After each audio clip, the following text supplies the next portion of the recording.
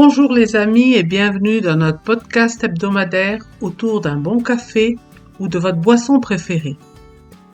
Tout d'abord, un grand merci à toutes les personnes qui ont écouté mon premier podcast et qui m'ont encouragé avec leurs souscriptions, commentaires et likes. Aujourd'hui, nous allons parler d'un sujet qui intéresse beaucoup d'apprenants. Les erreurs fréquentes quand on apprend le français et surtout comment les éviter dans la mesure du possible.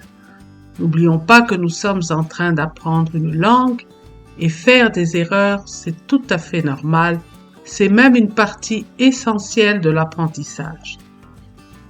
Très bien, installez-vous confortablement et c'est parti pour ce deuxième podcast chez vous, à Podcast Pause Café en français. On commence avec la prononciation et les difficultés qu'on rencontre au début de l'apprentissage. Beaucoup d'apprenants hispanophones ont du mal avec les sons nasaux un, on, en. On va surtout s'intéresser à l'articulation du son on.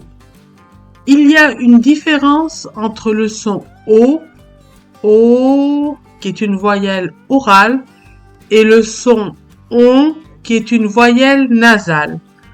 Vous pouvez répéter les deux voyelles isolément et au besoin, placer 2 doigts de chaque côté de la cloison nasale pour sentir les vibrations lors de la prononciation. On y va ensemble. On dira « On va au cinéma ». « Nous allons à un concert de jazz ». « On va à une réception ». Nous allons au musée. Combien d'heures travaillez-vous par semaine? Quel est votre nom? Nous avons de la chance. Nous sortons souvent ensemble. C'est compliqué de vous joindre au téléphone. Alors, dans les mots concert et réception, le son on s'écrit on, mais dans les mots combien, non et compliqué, le son on s'écrit om, car c'est la graphique correcte devant un B, un P ou à la fin d'un mot. Dans les mots avons et sortons, première personne du pluriel des verbes avoir et sortir au présent de l'indicatif, le son on s'écrit ONS, mais on ne prononce pas la lettre S. Une autre difficulté de la langue pour les hispanophones, c'est le son U. Souvent, au début de leur étape d'apprentissage, les apprenants disent OU en pensant au son espagnol. Tu deviens tout. Toi quel âge au lieu de dire tu as quel âge? Voici une astuce pour prononcer le son U. On peut passer par la prononciation du son I, ami, vie, ici, avec la bouche souriante et très fermée, puis glisser progressivement vers le son U en arrondissant doucement la bouche et en avançant les lèvres vers l'avant. I-U, I-U. Pratiquons ensemble le son U. Imaginons une situation où un ami nous invite à un concert. Improvisons la scène avec des mots qui contiennent le son U. Alors c'est parti. Salut Hubert, tu es libre samedi? Tu veux venir avec moi à un concert? C'est du jazz. Tu aimes cette musique? Super, salut, à plus tard. Très bien les amis. Parlons maintenant du genre des mots. En espagnol, la terminaison du mot donne souvent son genre, mais en français, ce n'est pas toujours le cas. Par exemple, on dira une origine, mot féminin en français, ce qui n'est pas le cas en espagnol. En espagnol, on dira soy de origen italiano, mais en français, ce sera je suis d'origine italienne. 2NE. Mon conseil. Habituez-vous à apprendre le mot avec son genre, c'est-à-dire avec son article. Par exemple, apprenez la maison, la casa, au lieu de maison sans article. Le fauteuil, la butaca, au lieu de fauteuil. Et là, vous retiendrez que c'est un mot masculin. Par ailleurs, faites attention aussi au pluriel des mots. En français, on ajoute presque toujours un S, mais on ne le prononce pas. Par exemple, la maison, les maisons.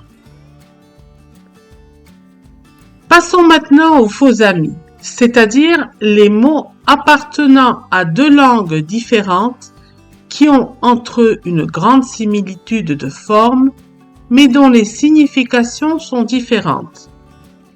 Comme par exemple l'adverbe actuellement. Beaucoup de personnes pensent que ça veut dire actualmente, mais en français, actuellement veut dire en este momento. Et puis le fameux exemple de constipado en espagnol.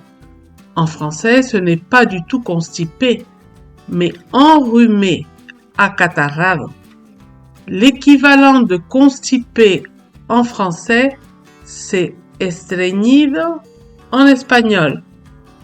Constipation en français, estreñimiento en espagnol. Oui, ça fait des situations très drôles à la pharmacie. Vous demandez un médicament pour le rhume et votre pharmacien vous propose une solution pour la constipation. Voyons maintenant la conjugaison. Parfois, les apprenants mélangent le passé composé et l'imparfait. Par exemple, ils ont tendance à dire « Hier, je suis allé au cinéma ». Ils emploient le passé composé. « Et je regardais un film ». Ils emploient l'imparfait. Ils traduisent mentalement de l'espagnol. « Ayer fui al cine y vi una película ». Mais en français, ce n'est pas correct. On dira « Hier, je suis allé au cinéma et j'ai regardé un film ». On maintient le passé composé dans les deux cas. Alors je vous explique. La différence entre le passé composé et l'imparfait en français réside principalement dans la nature et le contexte de l'action racontée au passé. C'est-à-dire, le passé composé sert à exprimer une action ponctuelle, précise et achevée dans le passé. Un fait qui a eu lieu à un moment donné. Hier, j'ai regardé un film. En revanche, l'imparfait exprime une action continue, une habitude, une description ou un contexte dans le passé. Il indique ce qui durait, ce qui se passait sans souligner le début ni la fin précise. Par exemple, quand j'étais enfant, je regardais souvent des dessins animés. Souvent, les deux temps se complètent dans une phrase. L'imparfait décrit le contexte ou l'action en cours. Le passé composé indique l'action qui vient interrompre ou conclure ce contexte. Je vous donne 2 exemples.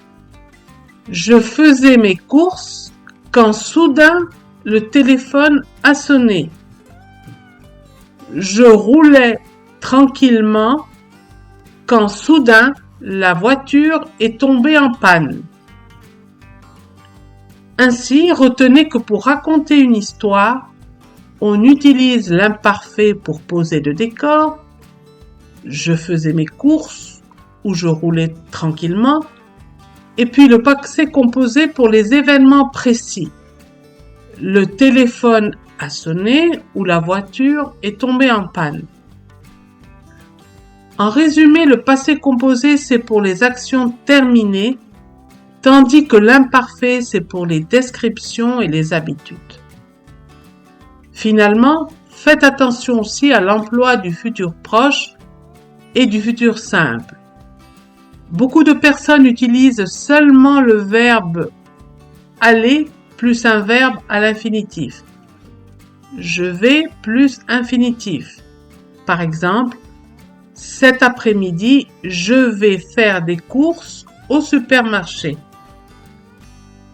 C'est correct, mais le futur simple est aussi très important et pensez à en faire usage. Ne le négligez pas. Ici, vous diriez « Cet après-midi, j'irai » verbe aller au futur simple, faire des courses au supermarché. Très bien, nous avons donc abordé dans ce podcast la prononciation, le genre des mots, les faux amis et la conjugaison. Encore une fois, le message principal que je veux passer, ne pas avoir peur de commettre des erreurs. Le français s'apprend petit à petit avec patience et plaisir. Merci d'avoir partagé ce café avec moi. Si vous avez apprécié ce podcast, laissez un petit like, partagez. C'est très gentil et ça m'encourage à poursuivre ce chemin ensemble. Si vous avez des questions ou des commentaires, n'hésitez pas à m'écrire. Au revoir et à très bientôt les amis pour un nouvel épisode de podcast Pause Café en français.